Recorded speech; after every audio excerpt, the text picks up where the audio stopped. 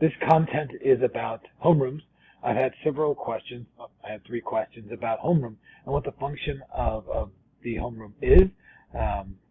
One of the questions was, is it just supposed to talk? Do they have to be there? So let's work through those each. First question is, do they have to be there as in the students? Yes, that is mandatory time. And it's because here at Valor, we only do things that we know are important.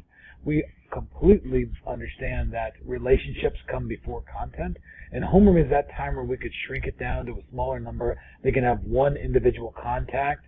They have 4 great teachers, but maybe they just need connection with one of them. And this is one way to build that relationship. They're supposed to be working on things like getting to know their students, lightening the load, making sure they have someone they can just reach out to quickly if they have a question about content later on or how things are working.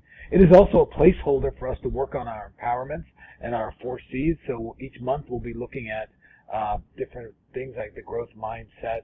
We'll be looking at resilience. We'll be looking at persistence. We'll be looking at those things you can find on our website.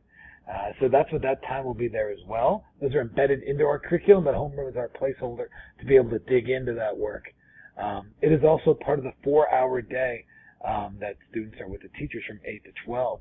So that's the time we get to put on our attendance sheet. So it's with the content teacher, but they're going over things that support the learning that's about to happen, not just the direct content of that specific teacher, but to support the learning later on.